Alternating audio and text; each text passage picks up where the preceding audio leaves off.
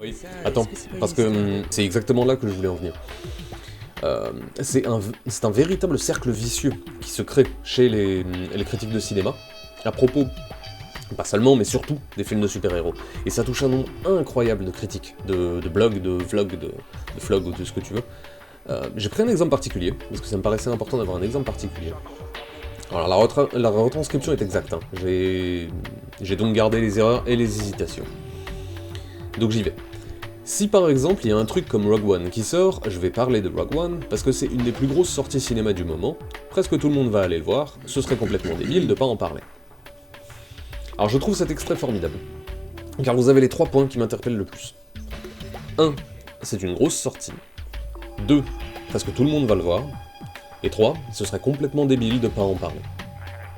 Je passe sur le fait que juste après, il explique qu'il a du mal justement avec les films de super-héros, car ça commence à se ressembler, et il ne sait plus comment aborder le truc. C'est très amusant, hein, car la question n'est pas « faut peut-être que j'arrête, vu que c'est nul », non, c'est « comment je vais faire pour le faire, malgré tout l'inintérêt de ces films ». Et c'est formidable, c'est édifiant. Alors du coup, cela crée un phénomène, forcément. C'est un embouteillage de critiques, certifiant que le dernier film de super-héros, c'était nul. Le problème, c'est que tu disais déjà ça du précédent, et du précédent, et du précédent, et du précédent, et du... Pour une exception, combien de ratés? Bon, je vais essayer de faire court, mais... Nous sommes dans un système, la production de divertissement cinématographique à portée internationale, qui met le profit avant la qualité. Patatras. Ah là, j'ai découvert la lune. Désolé pour la banalité du propos, mais nous en sommes là. Hein. Et puis c'est pas parce que c'est simple qu'il faut pas le rappeler. Le créancier compte le billet, pas la critique. Ça paraît, encore une fois, ça paraît banal, hein, mais il faut tout de même le rappeler.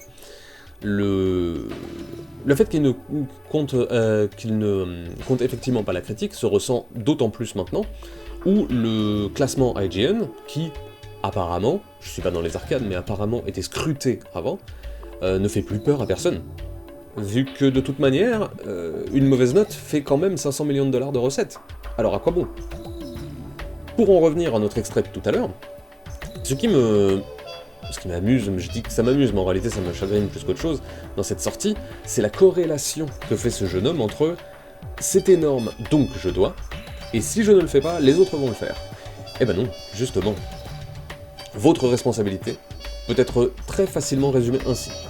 Tu l'as vu, tu en parles. Tu l'as vu, tu en parles. Tu as payé un billet. D'ailleurs, sinon, tu as participé à une avant-première, qui est une opération de com. Tu as donc participé volontairement à ce cirque. Et ensuite, tu en as parlé, ou tu as écrit dessus. Et ça suffit amplement. Ils en sont au point où ils se fichent de savoir si tu as aimé ou pas. Tu l'as vu, tu en parles. Tu as rempli leurs objectifs. Et vous pourriez, d'ailleurs vous êtes, être 150 la même semaine à vous adresser à des centaines de milliers de personnes pour leur dire à quel point c'était moisi, vous l'avez vu, vous en parlez. Les gens vont aller le voir, seront d'accord ou pas, ceux qui alimentera le cycle, vu qu'au final, vous l'avez vu, vous en parlez. Il y aurait bien tout de même la solution du silence. Mais dans une posture de critique cinéma, c'est difficile de demander de la responsabilité à ceux qui se sentent obligés de participer à cette sorte de fête ou d'événement qui est la sortie du dernier produit geek que tout le monde aura potentiellement vu. Pourtant, un commun accord ou un choix spontané de ne pas aller le voir, au risque que le film soit bon, hein, et au risque de ne pas faire des centaines de milliers de vues, mais la responsabilité implique des risques,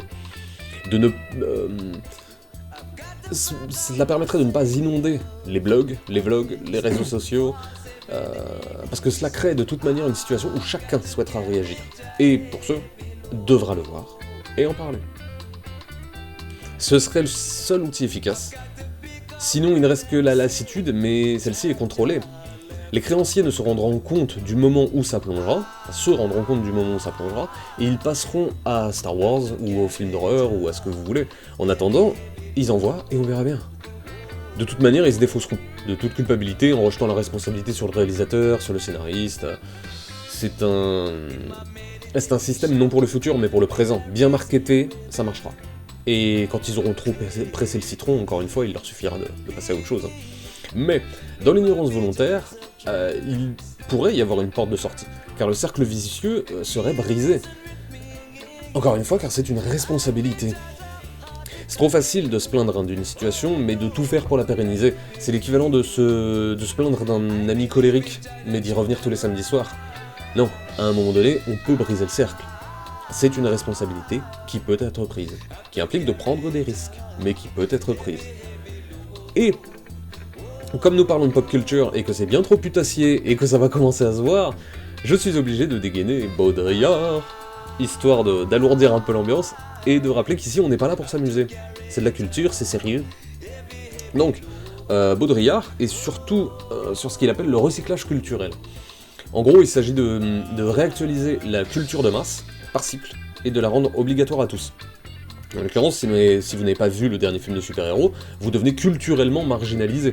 C'est pas très grave, hein, mais cela joue tout de même. Et cela n'est pas, comme on pourrait le penser, un souci venant de l'œuvre elle-même, mais du système de création de l'œuvre, qui exige d'être recyclable, car elle doit être obsolète.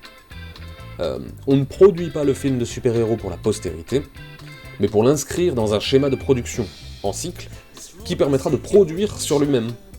C'est particulièrement frappant pour le principe de la franchise. On crée une franchise qu'on va alimenter, préqueler, rebooter, etc. Si ça vous intéresse, je vous recommande, pour creuser, de vous intéresser au principe de la PPCC, de la plus petite commune culture. Et toujours chez Baudrillard, un des fondements de sa société de consommation, c'est que la culture de la société de consommation de Baudrillard, hein, pas la société de consommation la nôtre, un des fondements du bouquin, c'est que la culture de masse s'ancre aujourd'hui sur la dichotomie, sur le paradoxe apparent de la consommation et de sa dénonciation. Et nous sommes en plein dedans, hein, avec les critiques de cinéma et les super-héros et ce genre de comportement. On s'enorgueillit de dénoncer un système dans lequel on se jette à corps perdu, dont on accepte les prémices jusqu'aux objectifs, et dont, au final, on tire magnifiquement parti, car on se sert de lui pour produire. De la même façon que le font les films.